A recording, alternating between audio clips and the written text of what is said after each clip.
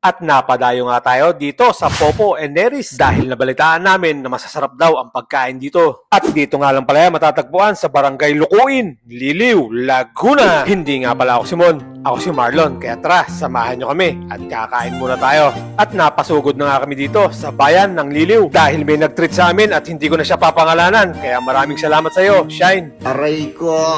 At Popo and Neris nga pala ang aming napusuan. At syempre, bibiyahe na tayo mula sa Nagcarlan. Mga 20 minutes nga lang pala at makakarating ka na dito. At nandito na tayo sa bayan ng Liliw, ang flip-flop capital ng Pilipinas. At syempre, puro ahon na nga pala ang dadaanan natin dito dahil nasa mataas na lugar ang lokasyon nila. At kung nais mo din puntahan ang Kilangin Falls, nandito ang daan. Makikita nyo sa bandang kaliwa at diretso lang tayo papunta ng Popo and Neris. At nakarating na nga tayo dito. At syempre, meron din sila dyan parking para sa ating mga sasakyan. Kaya tara, maghanap na tayo ng mapopwestuhan. At syempre, sasalubungin agad tayo dyan ng mababait nilang staff. Malawak nga din pala ang pwesto nila. Kaya't isama mo na ang buong barkada, kahit pa ang buong pamilya mo. Napakarami nga palang pagpipilian sa mga menu nila. Kaya't damihan mo na ang order mo. At habang nag-aantay kami ng order, syempre, lumabas muna ako dito dahil napakaganda ng tanawin. Kaya't kung ako sa'yo, puntahan mo na ito dahil talaga namang marirelax ka dito. At syempre, katabi lang yan ang Brenas Farm, ang isa sa pinakasikat na pasyalan dito sa Liliw, Laguna.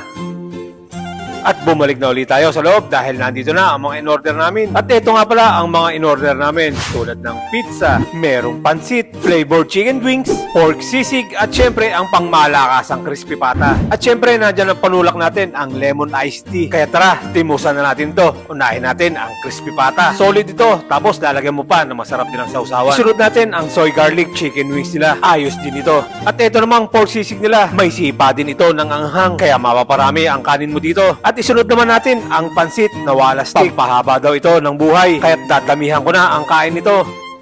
At may kasama nga palang atsara yan, pampatanggal umay. At isunod naman natin ang pizza nila, sobrang cheesy nito. At syempre, iinom na tayo dyan ng lemon iced tea. At dahil busog na, syempre, lumabas ulit ako para magpahangin. Medyo magdidilim na nga pala ngayon, kaya mga kuliglig na ang maririnig mo dito. At dahil hindi namin naubos ang pagkain, syempre, may maisasyaro na naman tayo. At dahil madilim na, kailangan na namin umuwi. Kaya't hanggang dito na lang muna. Maraming salamat at nasayang ko na naman ang higit 2 minuto ng buhay nyo.